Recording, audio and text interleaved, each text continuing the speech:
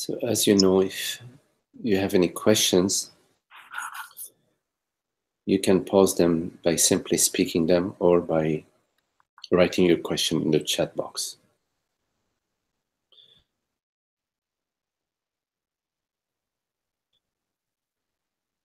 Just a few words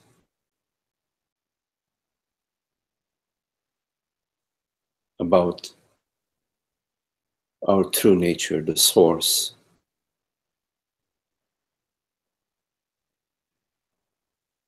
of all manifestation.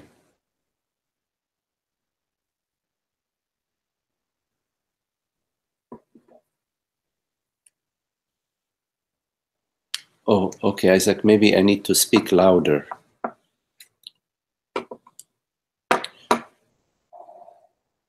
Is this better now, Isaac, if I speak louder?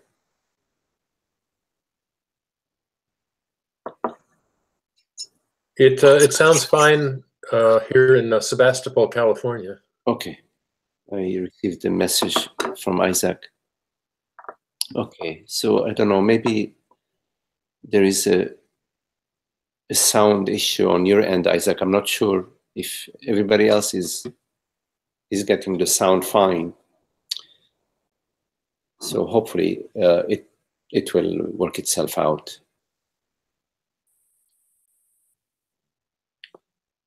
Oh, okay. I don't know. Is there like a how can you fix the sound on your end, and Richards? Okay, so it's an issue on Isaac's end, but I don't know how you would go about fixing that, Isaac. Maybe are you using earphones?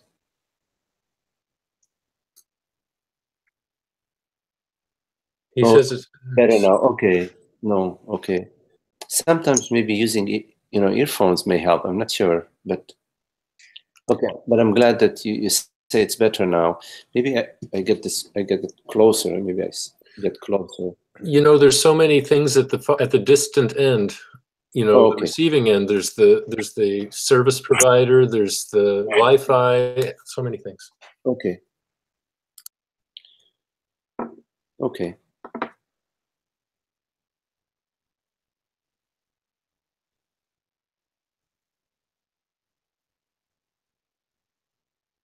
Okay, so to get back,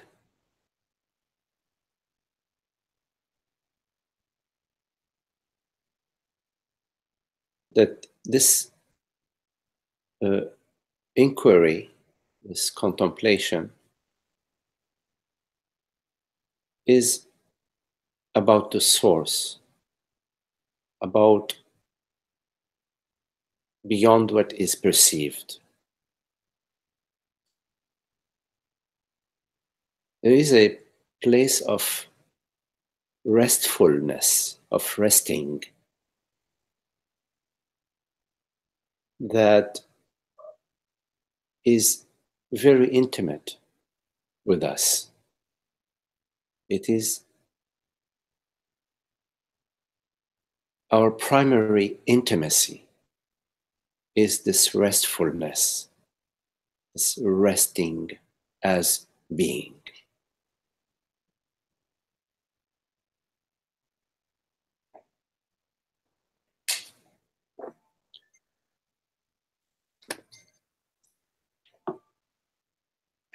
Taha, I also have printed, there is also an email from Zoe on my desk, if you can give it to me. Okay. It's printed.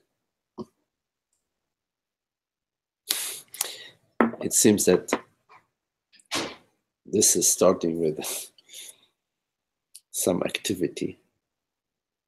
But all activity refers to the non-activity. All activity refers to the stillness. Stillness meaning presence, beingness.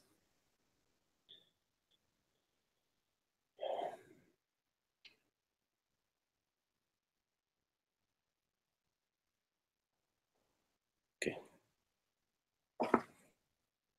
Thank you, sweetheart.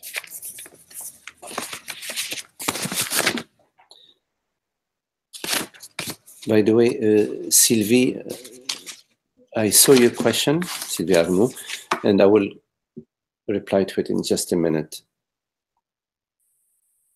Or maybe, since it looks as if there is a lot happening in the beginning of this meeting, maybe I'll just go directly to Sylvie's question.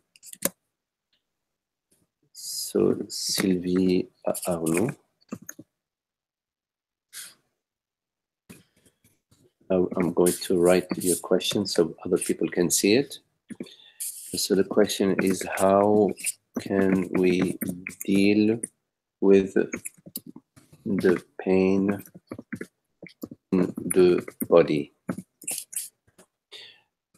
So Sylvie, your question is, how can we deal with the pain in the body? Okay, the primary way to deal with the pain in the body is not to personalize it. Do not personalize it. But before I go into that, I would mention that, of course, pain in the body requires attention to the body. If you have a splinter in your thumb, then you need to turn your attention to that. The pain calls your attention to the phenomena in the body, and intelligence directs you of how to proceed to remove the splinter, or if it's a more serious wound, to seek a medical help. So that is all available to you. The pain calls your attention. But I think your question has more of a psychological import to it. So coming to that, it is important not to personalize the pain. We personalize the pain by adding a story to it. Oh my God, what's happening to me? What am I going to survive this? When is this going to stop? I wish I didn't have this pain. Why do I have this pain? And my brother, sister, mother does not have this pain, etc. We add to the pain a me. And this is very habitual to do that, Sylvie, because we are identified with the body. When something happens to the body, we feel, oh my God, it's happening to me. Because the body is not being experienced as awareness, as light. It's experienced as an object, as a form. And in fact, there are no forms, there are no objects. We never experience an object. We're always experiencing mind. And the mind perceives world, perceives body, perceives thoughts, etc. And the reality of the mind, the reality of all your experiences is consciousness. It's the invisible, infinite self. But coming back to the experience of pain, is as a physical object, we experience an impression of intrusion. Something is intruding upon us, and there is a danger, a personal danger to us.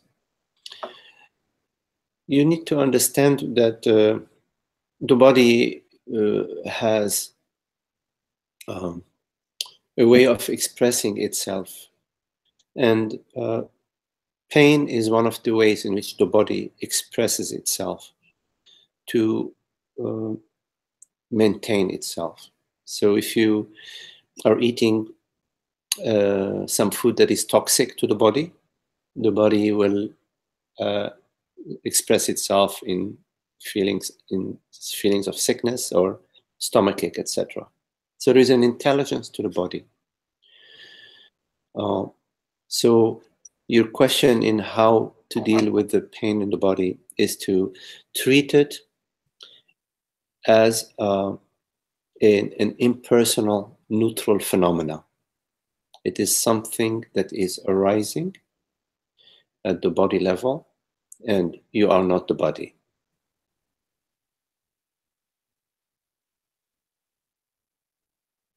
The body is temporal. It has a duration, and at some point, the body will dissolve completely into being. What you are, what your truth, what your reality is infinite invisible self. It is not a phenomenal realm. Your reality is non-phenomenal.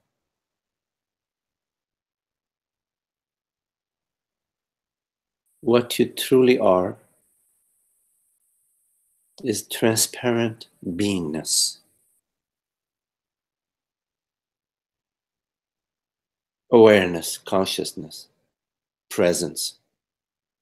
And as that, nothing burns you, cuts you, drowns you, hurts you. Consciousness cannot be affected like a phenomenal form can be affected. You can burn a piece of wood and it will transform into ashes.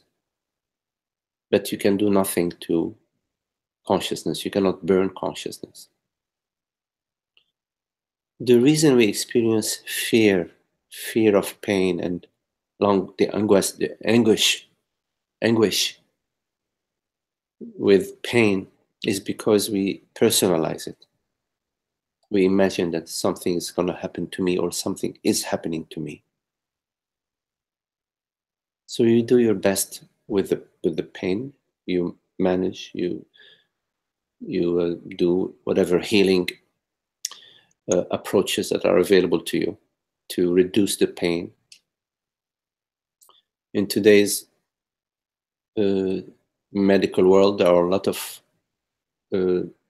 drugs available to ease the pain. We are very fortunate to have this sort of availability. Also, at some point, the body will have too much pain and will want to drop the body. So you will drop the body because you will no longer be interested in carrying around an old carcass that is just too painful to drag with you. So you let it go.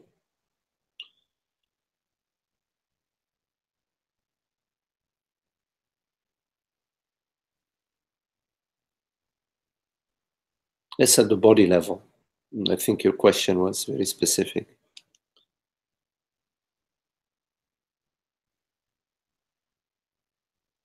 It's also important for you to understand that you do what you can at that moment with the pain.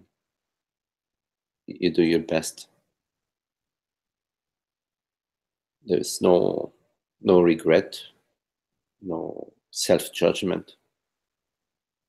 And whatever is available to you, you may be in a place where there is very little available to you, or maybe more fortunate where there is a lot of help available to you to ease your pain. Well, okay, I hope this is helpful with your question, Sylvie. And otherwise, you can feel free to raise that question again.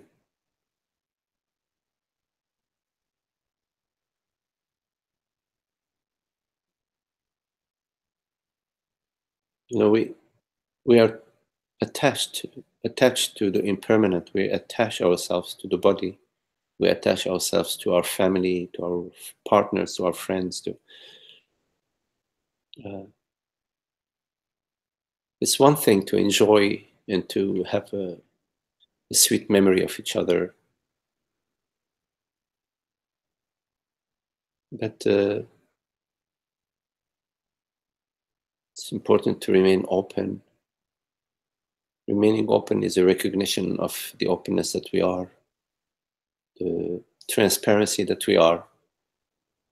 So we enjoy whatever is available for us to enjoy. We celebrate life in all its forms. It's bound for the body to become more difficult with time. Maybe not for everybody the same way, but it varies. Overall, yes, that's the case. But there is a way to be gracefully with that.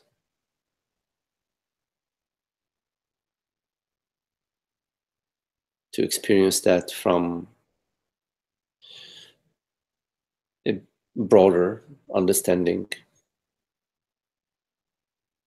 that that's okay. You don't need to be a hero and have the perfect body. Even that is impossible. Whatever those ideas are, they're bound to fail.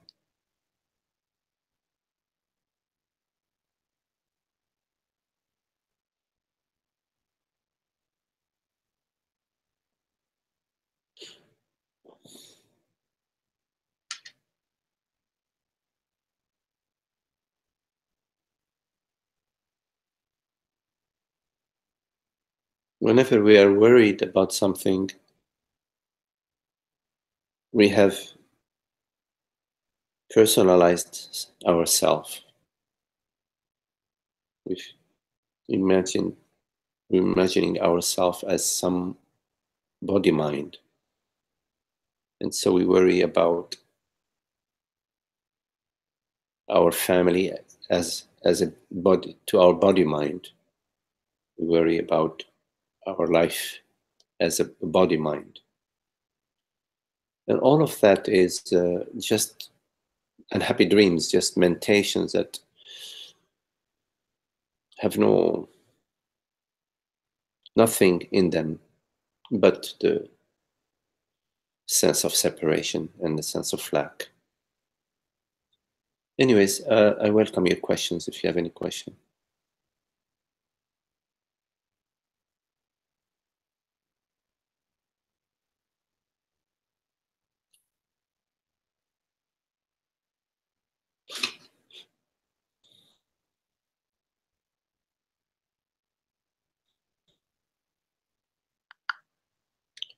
Oh, Ananda. Hello, Ananda. So you write, a friend local to me shared that after lots of satsang attendance, he now recognizes that what he most authentically needs to do currently is to delve into his wounded child issues and heal them. No, this person has not, he has remained at the surface of satsang. He has not dove deeply into the satsang. It occurs to you're continuing to write, Ananda. It occurs to me that some of my vasanas are remaining intact. I'm actually doing the same thing as my friend. In other words, just having the vasana still lingering indicates a certain sentimental attachment to it, even though. Well, you read the rest of my question, maybe you'll see. So you go on. So maybe I should give a bit more conscious contemplation to the imagined limitations while remaining constant in contemplation of the self.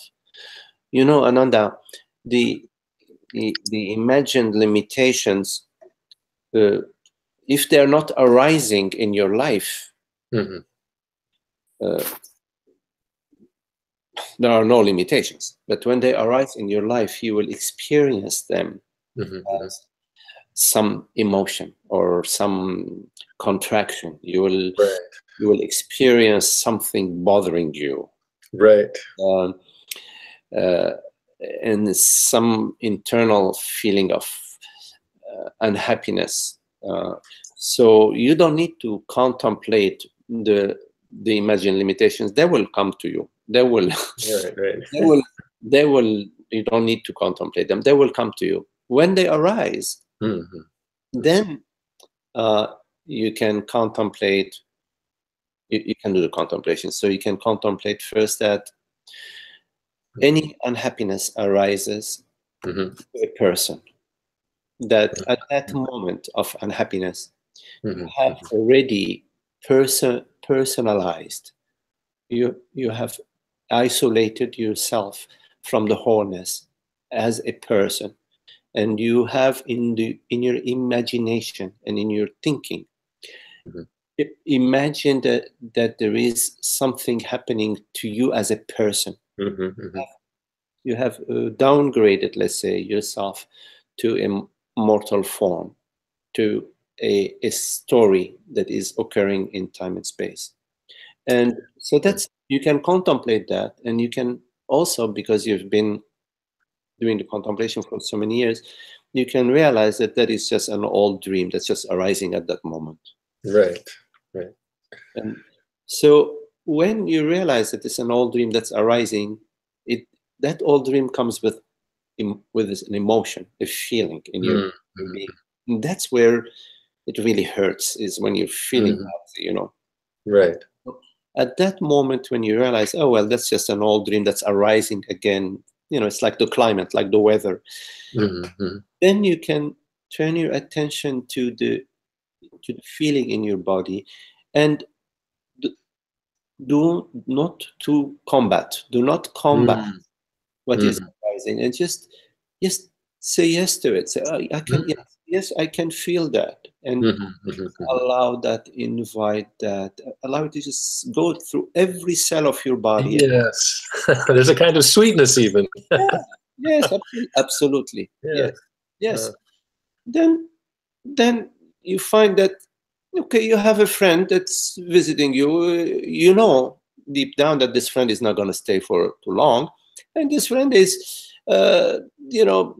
pinching you a little bit. You say, okay.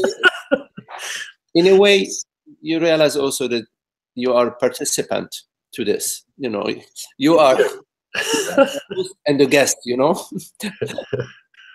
so the thing is, you don't maintain the separation by battling with whatever is arising. And there's also, of course, the contemplation of that there is the transparency of being. They're not separate contemplations, they actually go hand in hand. That there is this transparency, the transparency of consciousness, of presence, the borderless beingness. And that what is arising is your very self, and is arising as that openness, in that openness. It's all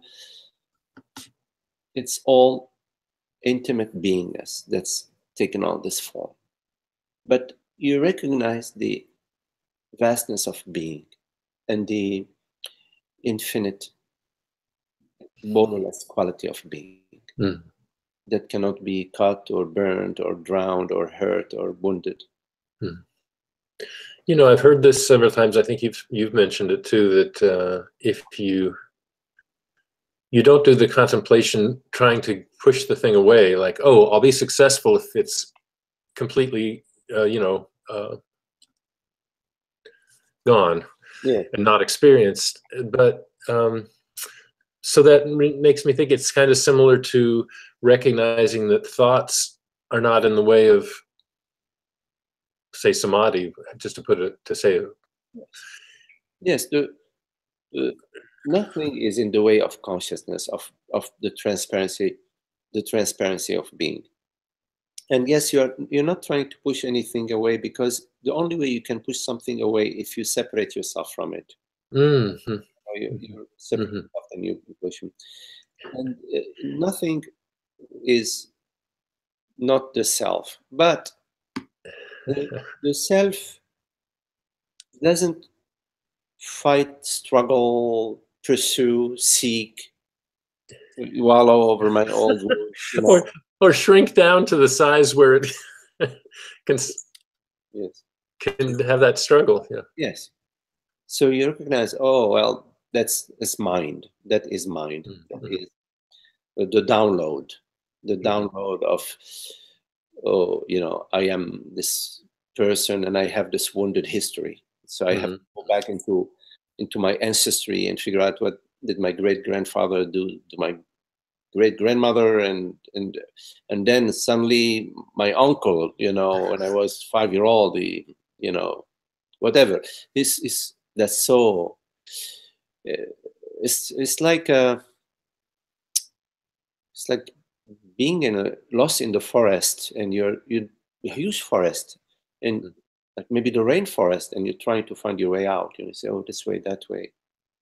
No, uh, the past, the past, whatever it is, and whatever it did, you are complete freedom of the past. You are, if you want to maintain the past, then you maintain it as a story, as, oh yeah, she did this to me, he did this to me. And by doing that, you are like weaving a cocoon around you, keeping yourself as this. You have to keep weaving it, because as soon as you stop weaving it, you forget it. You're laughing at a joke, you forget it. But then someone says, how are you doing? You say, oh, then you remember. Let me remember. No, I'm so. Yes, I remember that I'm not so happy because I have a wounded child in me. Yes, yes. I don't, buy into this. And of course, like in my childhood, there were many, if you film it, very unhappy things. But in every bit childhood, there are unhappy things. That's at the body-mind level. It's inevitable to. Nobody is born in and live in this perfect. It's impossible. It's not that way. But so what? That's just at the body-mind level. So we don't want to live at the body-mind level as a personal self, because it's just nothing new. It's always the same, repeating itself again and again and again. We want to wake up to our true nature. So something just occurred to me that if we take a me impression as seriously as myself, then it's been assigned all kinds of things. It's been assigned a gender assignment. It's been assigned types of family and nationality and all that. And from the place that you're recommending the contemplation, those assignments are all I don't know what to say. Not that they're voided, but that they don't apply. They don't apply to the self. So don't pertain to the self. Yeah, they don't pertain to the self. If you look out at the weather, well, it's cloudy. 2 days later, there's a sunny, and then there's a storm, then there's snow. All that is the weather. Same thing, the body minds are like the weather, infinite body minds. Now, you're experiencing a certain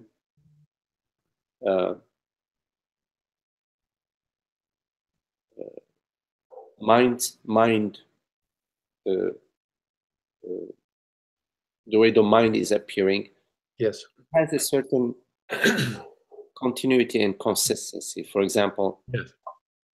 In your room, if you have a yellow couch, you're not going to walk in the next day, it's going to be purple, It's still the yellow couch, you see. And if you have an oak tree in your backyard, next day the oak tree is still there. 5-10 years later, the oak tree is still there. So, but what does that mean? I mean, what does it mean? That, okay, I'm looking out and I see a palm tree, and you're looking out and you see an oak tree.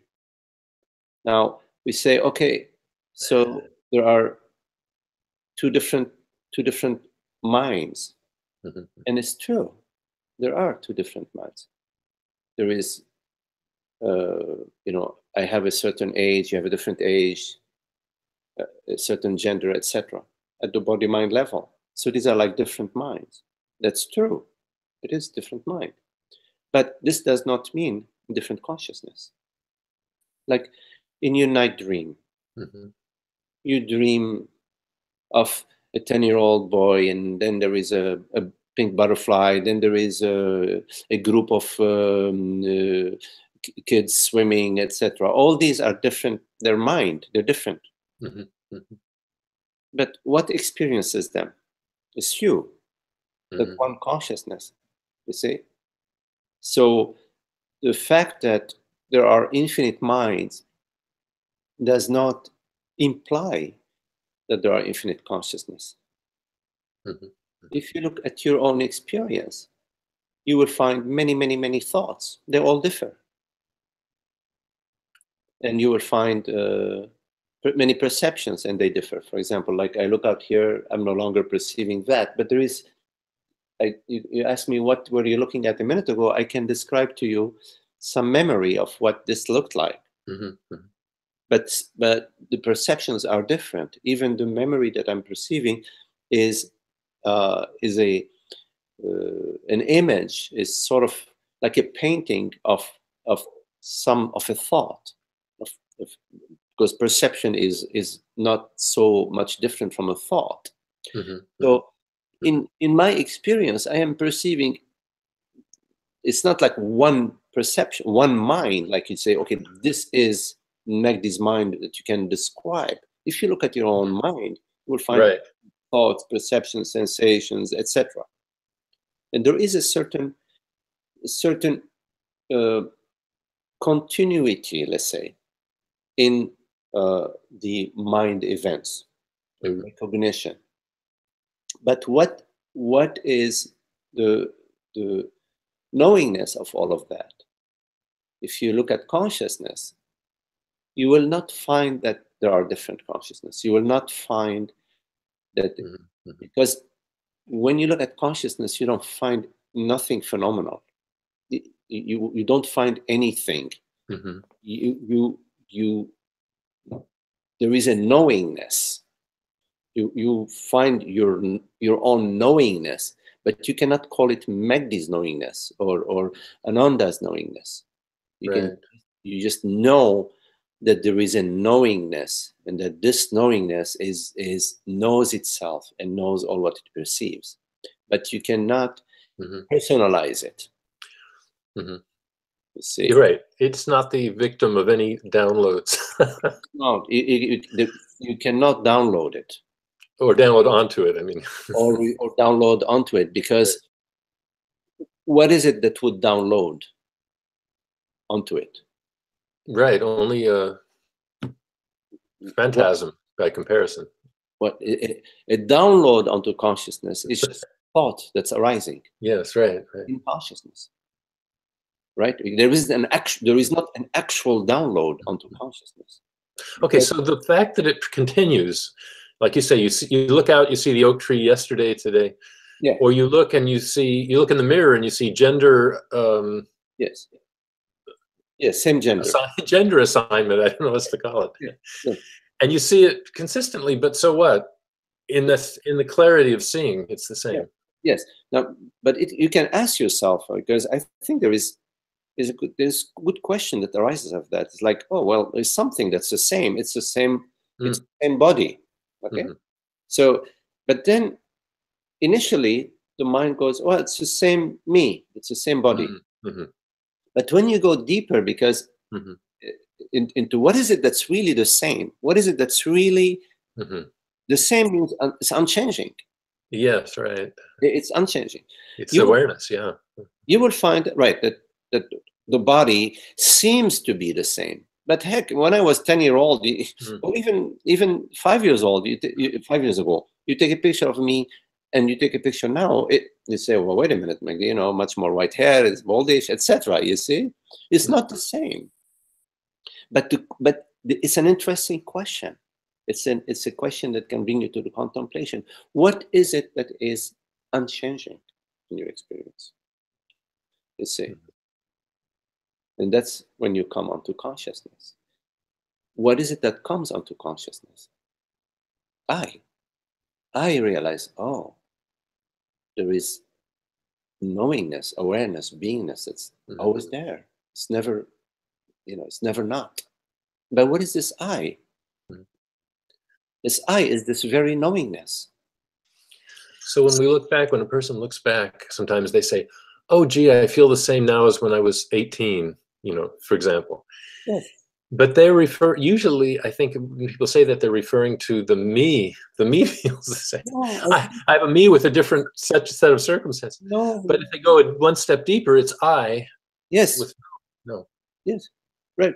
I think when we say I feel the same than when I was, much younger, or when you say, gee, I feel like, I'm 60 and I'm not even aware that I have any age.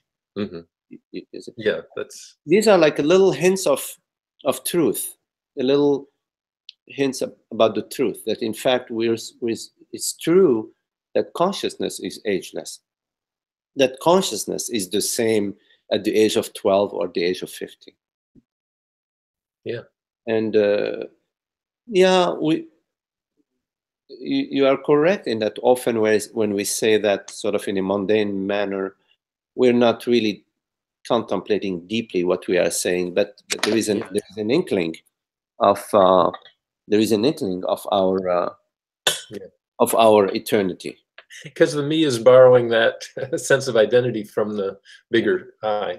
Well, I think you have other questions. I'm gonna thank you for that. Okay, Ananda. So Randa, you write, hello Magdi, how important is it to have a peaceful mind? Well, I love to have a peaceful mind. In my experience, it seems that when the mind is agitated, I am not able to use discrimination between what is real, I, and what is apparent. Any thoughts on that? Yes, Randa. So a peaceful mind is a consequence of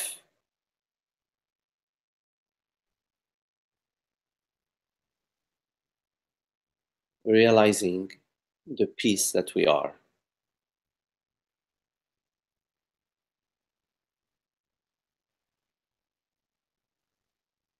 You cannot try to have a peaceful mind because this sort of trying to get a peaceful mind has an agitation in it. That we love the peace. So because we love the peace, it is this love for the peace that draws us towards the inquiry into the true peace. Because the true peace is not the peace of the mind. It is a peace beyond the mind that can shine onto the mind and pacify the mind.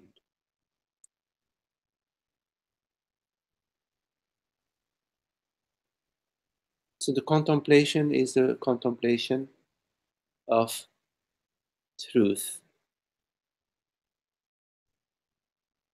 which is one truth, one reality.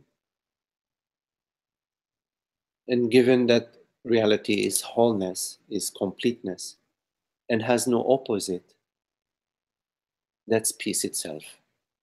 So the contemplation of truth, in a way, is a contemplation of peace, of freedom, of happiness, of joy, of love, which are absolute qualities of our true nature. And along this contemplation, the mind becomes more and more peaceful and tranquil as it recognizes its master.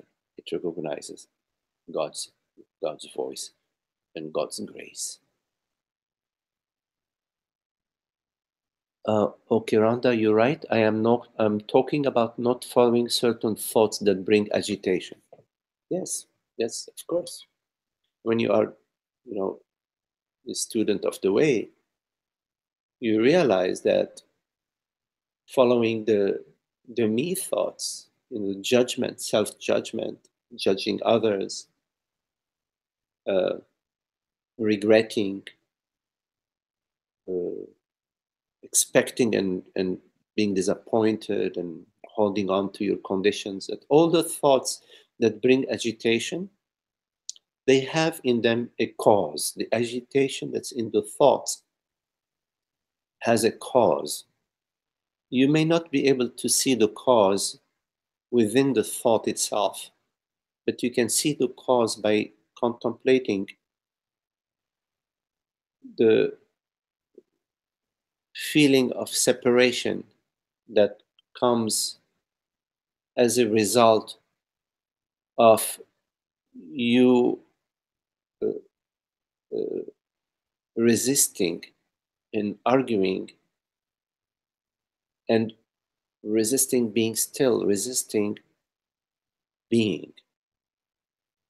When you are resisting being, the the mind gets agitated with unhappy thoughts. So yes, you, um, when an agitation arises at the thought,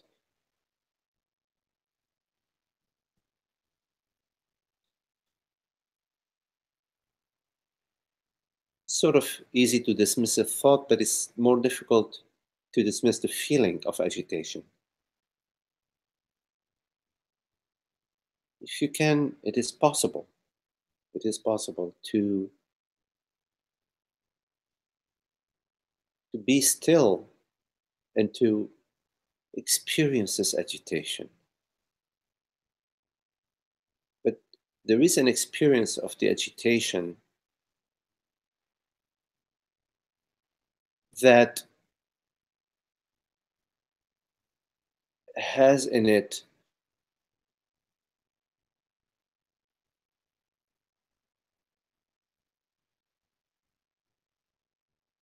a, an, an, a willingness and openness. It has in it love.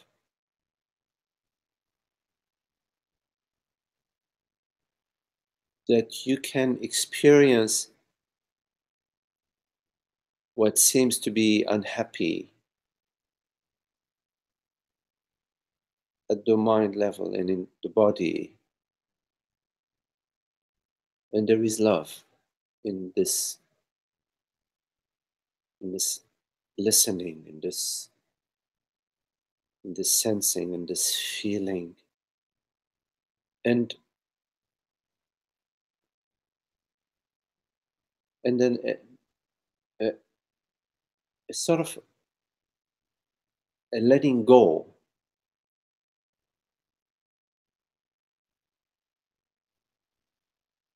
not holding on to anything, just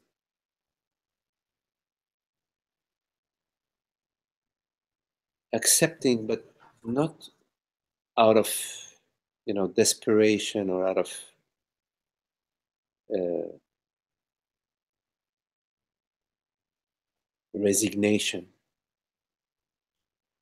but accepting out of love to feel that, to experience that.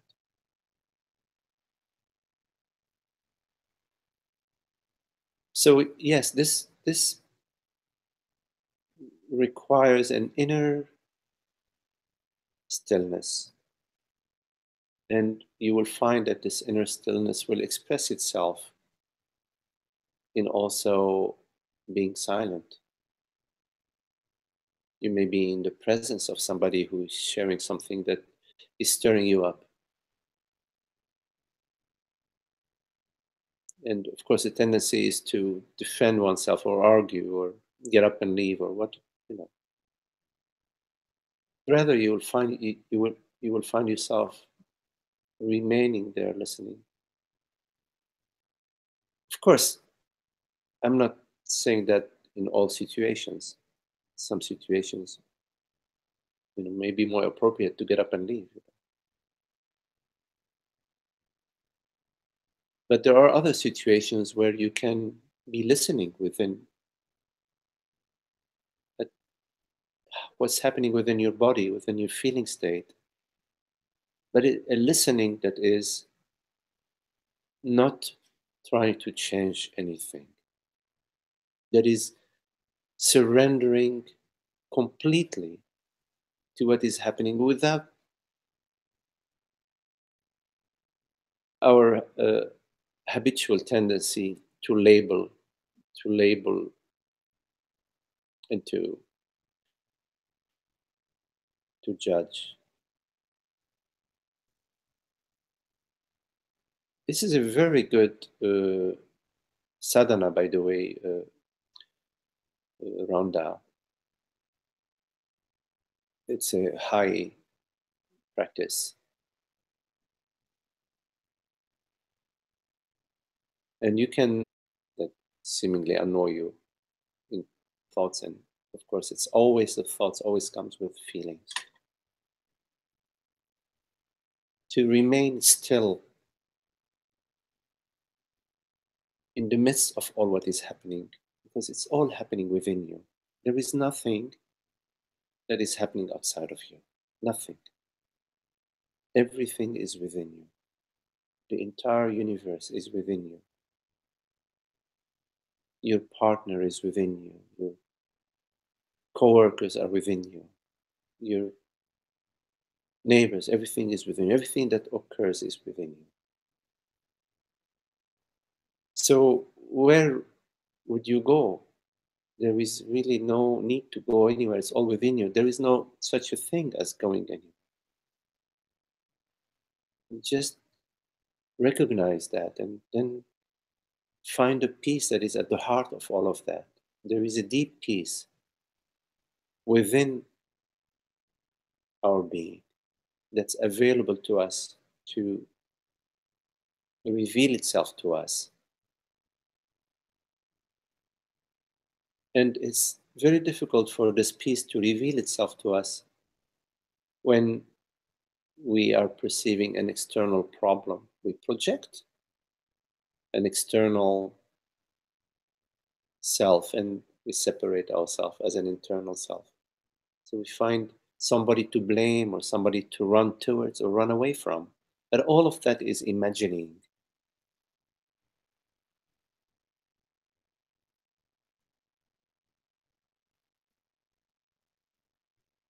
There's nothing that can truly, truly hurt you.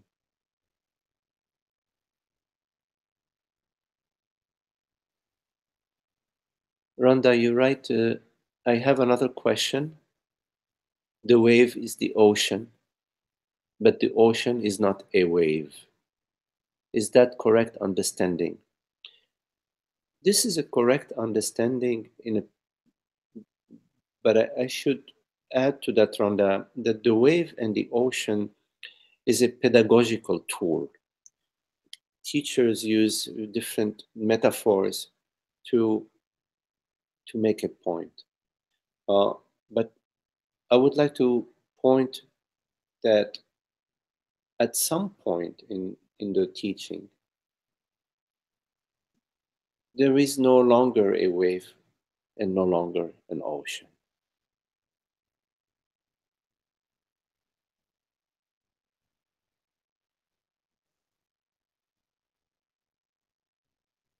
Or let's say there's just Sachitananda, the bliss of the self. But let me go back to the rest of your question. If I take the wave away from the ocean, the wave stops existing.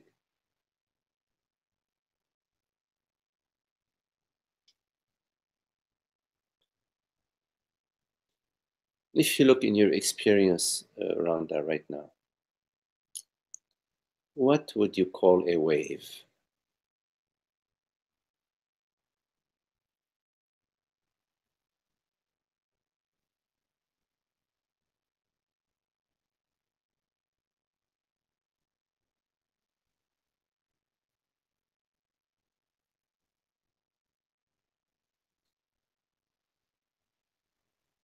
What would you call the ocean?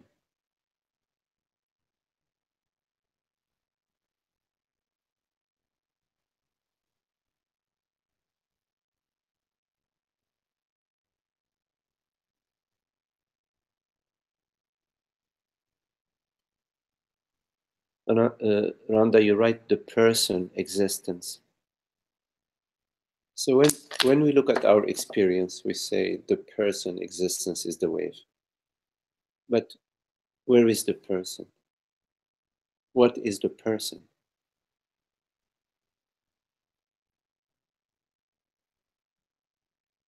There's a thought that rises as a person or an image. You say, well, what's a person? What is existence? So there is mind, this mind. So you're saying mind is the wave. But in fact, when you look at mind,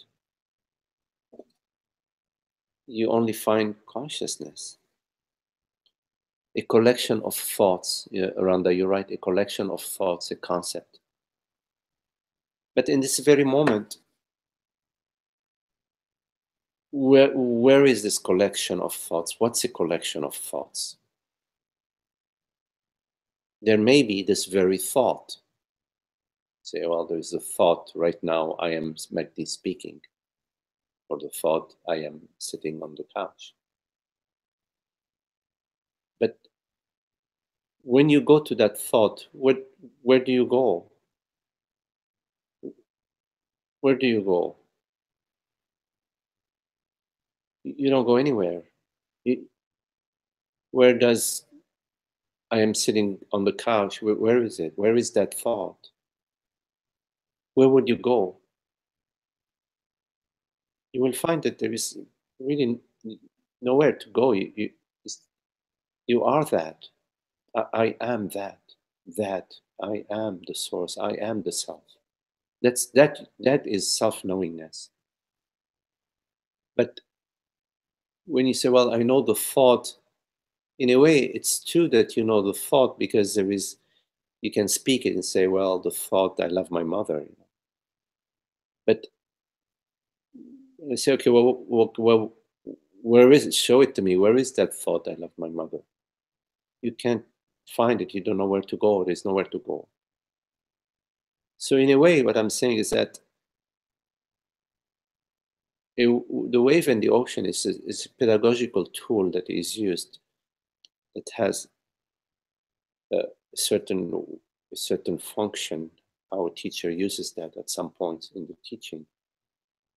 But the truth, reality is non-verbal, is silent understanding.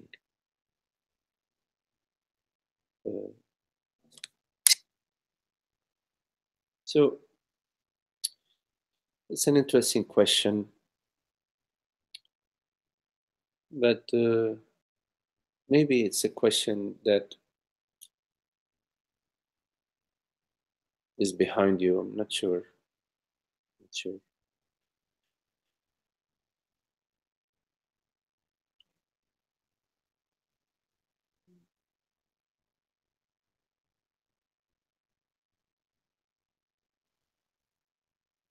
So usually we refer to the wave as what changes. Like the weather changes,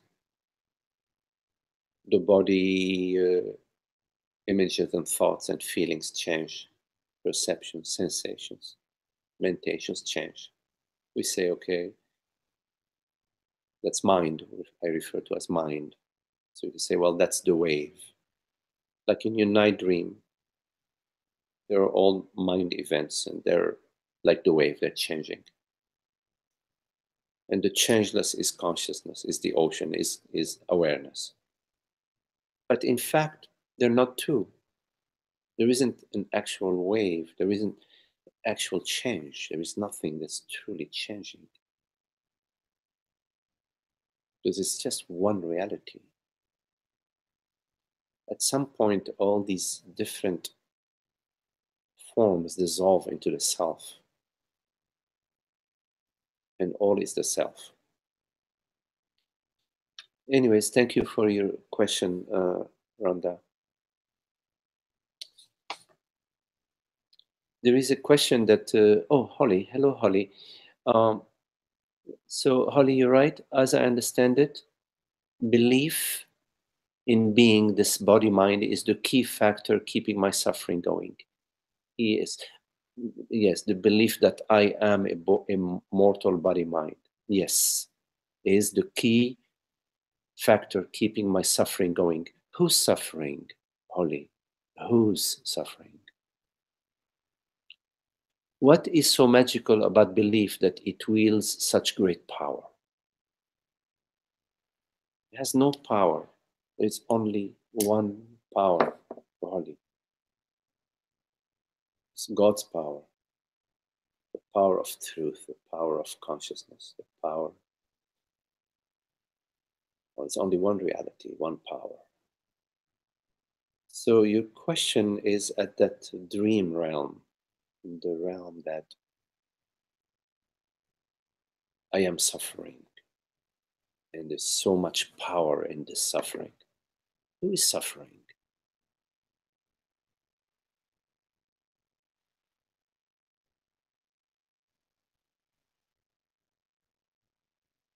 What is it to suffer? When you are suffering,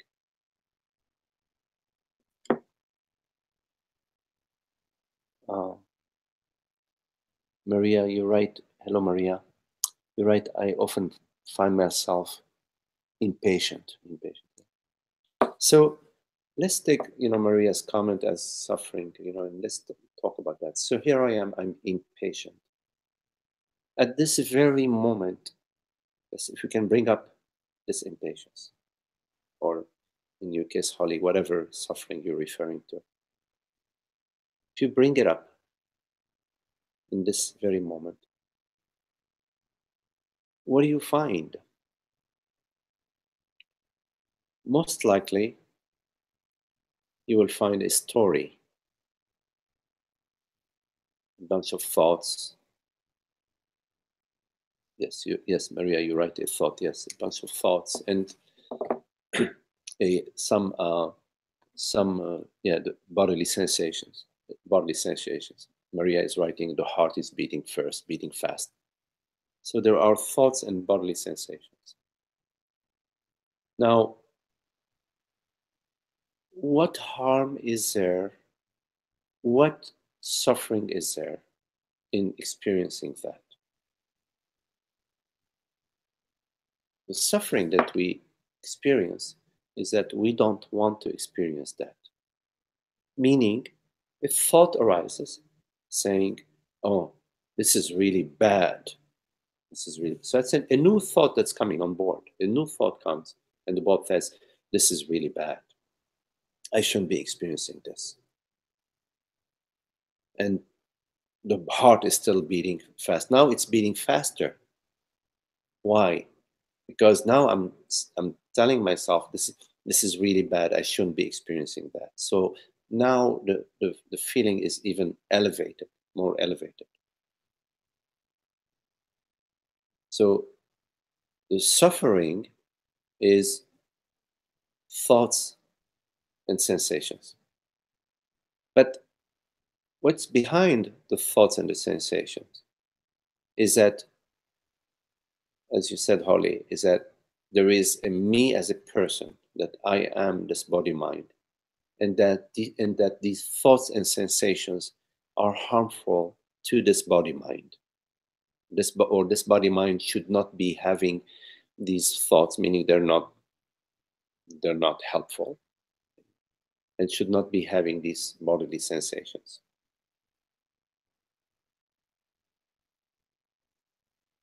What's happening is that we are in the mind. We're very much in the mind, in the thoughts and the emotions.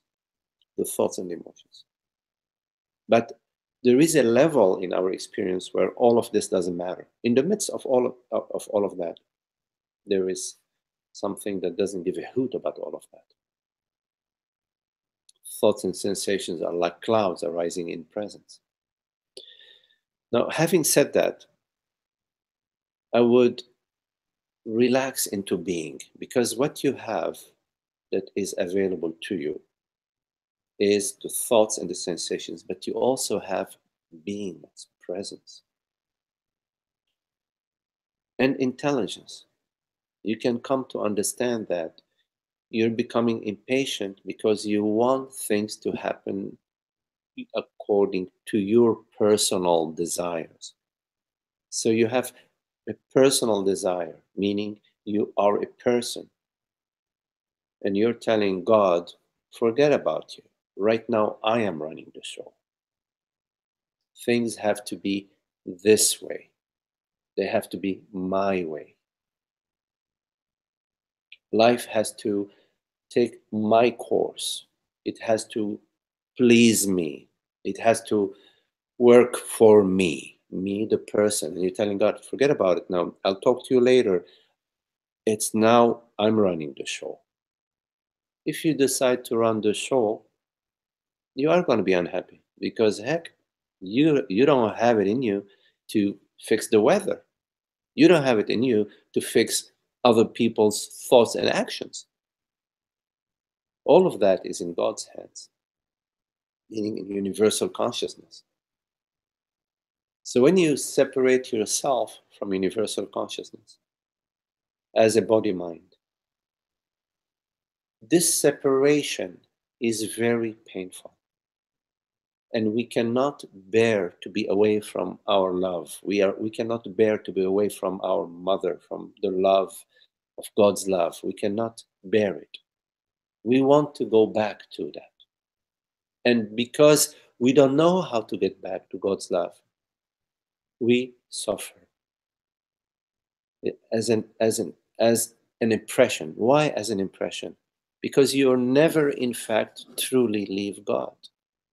You are God's light. You are God's children. We are God's light and children. We are God consciousness. So in fact, we never leave that. We're just having a bad dream.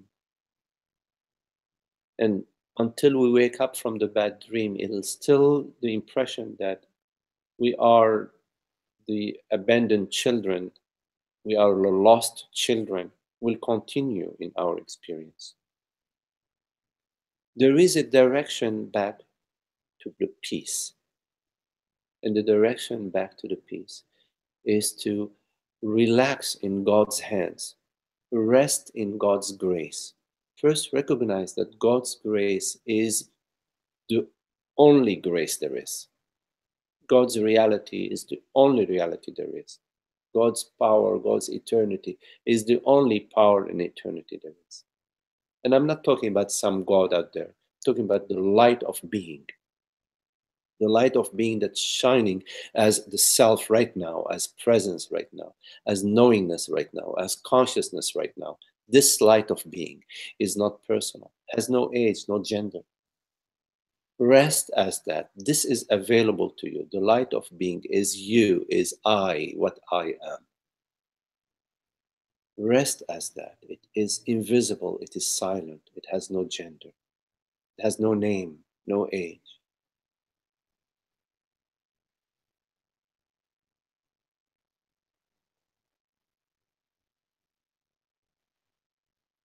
So the suffering that we experience is simply God calling us back. It's not punishing us. God does not punish. But it reminds you that you're moving further and further away from Him, further away from God's grace. And God says, come to me, come to me. You don't hear, you don't listen. Gives you beautiful sunrises, gives you sunset, gives you friends, gives you food, gives you the right temperature for the body to breathe, so you can enjoy having lunch or breakfast or going for a walk. It gives you intelligence, gives you God's consciousness. All of that, you don't recognize it. You just say, oh well, no, my somebody else got the raise that then somebody else, the clients are going to different restaurant, and or I am my partner doesn't love me the way they should love me. You just look at what your list of demands. You draw your own Shangri-La and you place your conditions onto God. You say, hey, listen, this is my list of demand. This is how I want you to be. This is what I need you to do for me. And God says, well, what are you talking about? You are my son and daughter. You are myself, my very self. Why are you walking away from the castle? Why don't you recognize the peace, the presence, the beingness that is breathing through you, shining through you? Maria, you're right. Relax into the impatience. And don't call it impatience, Maria. When you relax into the relaxation, into everything wordlessly. Right? So you're relaxing into, well, I'm going to read what you wrote. Relax into the impatience and recognize that I have a personal agenda, that I am wanting to run the show. Yes, thank you. Yes, the relaxation, Maria, don't call it impatience. Yes, just relax. Just relax.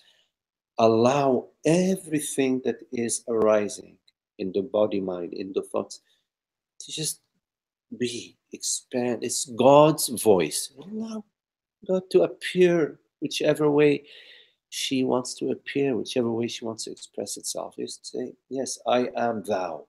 I am infinite beingness. I can experience all what you bring onto me. I am not the arguing, I am not here to argue, to fight you, to tell you how I want things to be. I am thy. Thy will be done. I recognize you. I recognize thy will.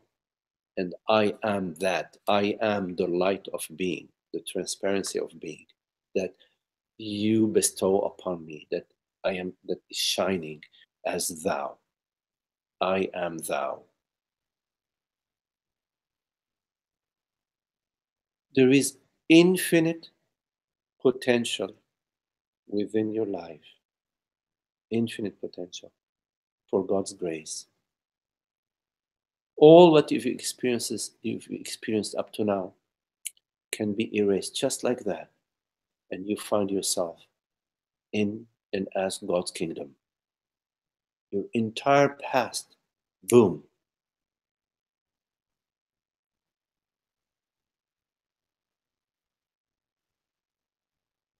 The shining light of being.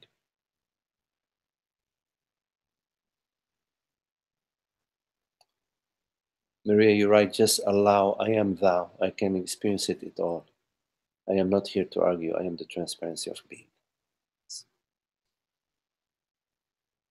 You're writing down to remember. Okay, Maria. Isaac, Maria, that you can also go to YouTube and listen to this recording. Hello, Isaac. You write, how do you communicate with others in a non-personal relationship?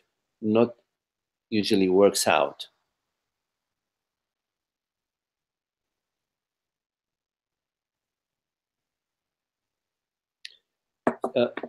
Isaac,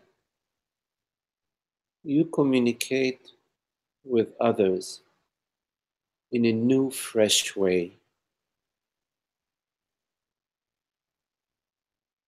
Recognizing or inviting yourself to recognize the other as your very self. Inviting yourself to experience the other with your wholeness, not as you want things to be. You have to be willing to also experience the other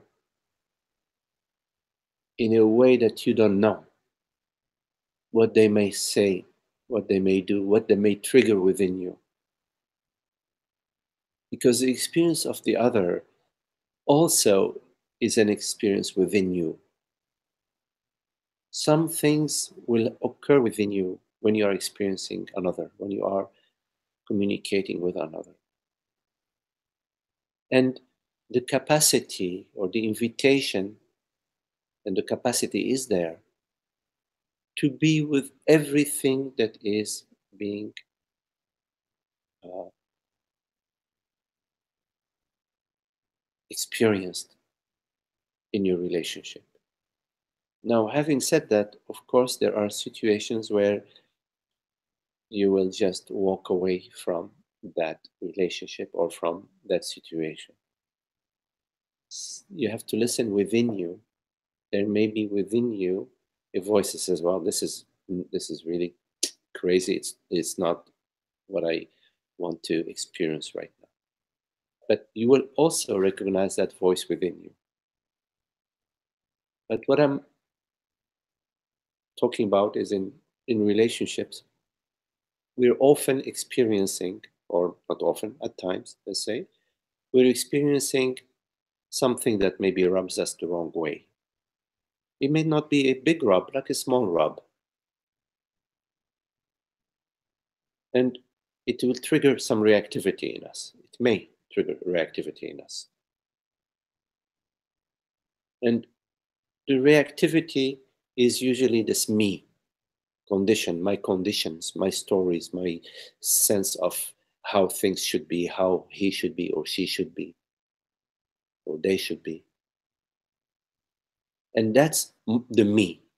All my conditions, my structures, my beliefs, my expectations, that's the me. That's what we refer to as the me, because there's really no me. There's just this bundle of thoughts that arises, or this particular thought that arises out of this bundle, out of this well. And there is within us the capacity to be silent and still and experience that, because the experience of that refers to our wholeness, which is quite different from defending or attacking or arguing.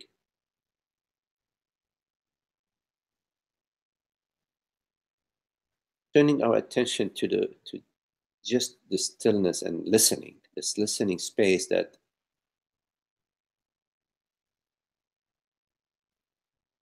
has a complete vulnerability and a complete innocence and a complete trust in it.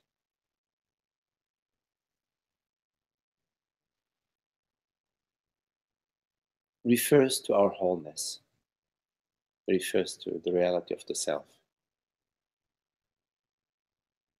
It is all available to us, Isaac. You have to experiment with it.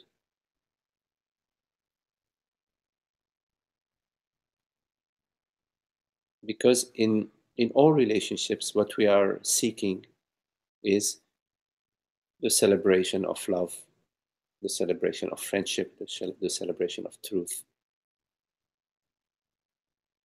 And that, to a large extent, is in your hands. How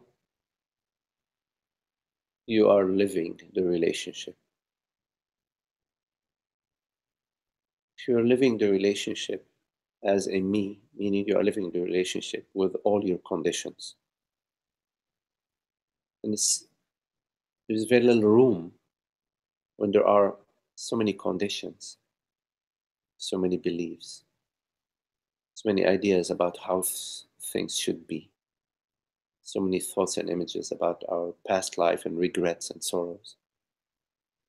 There is very little room for the relationship. In your relationship, it's good to have a lot of space. And the space means a listening space, an open space, an innocence, an openness.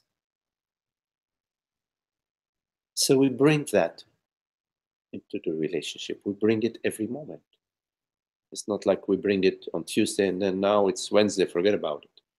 We're bringing it freshly every moment, meaning we're bringing ourself, because the self is this open consciousness, this transparent presence,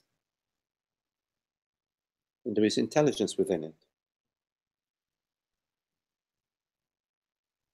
It is love. It is truth.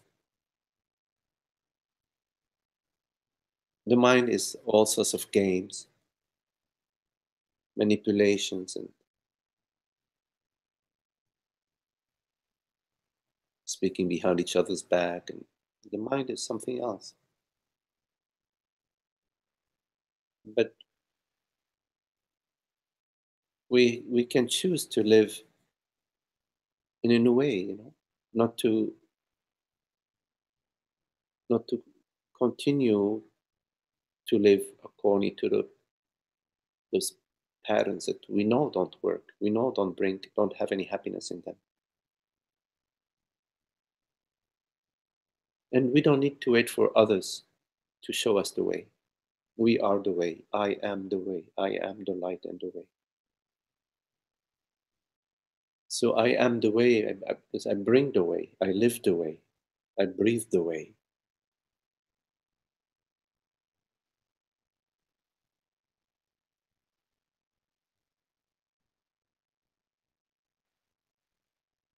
And the way is not a personal way. It's a universal way. It's the way of God, the way of love, the way of truth, the way of contemplation.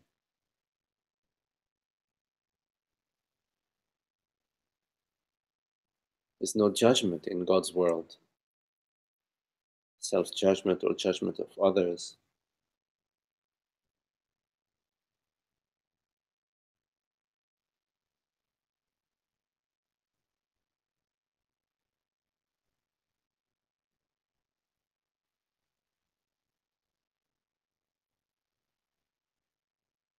So we live the freshness and the wholeness.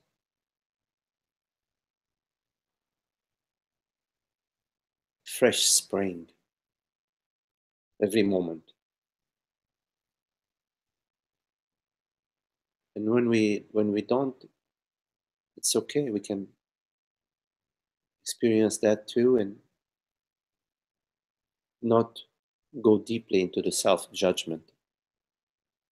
We're not trying to be perfect people.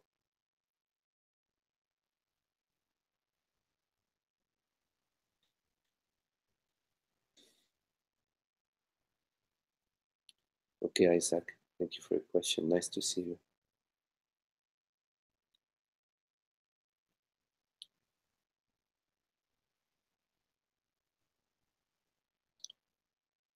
Okay, any other question?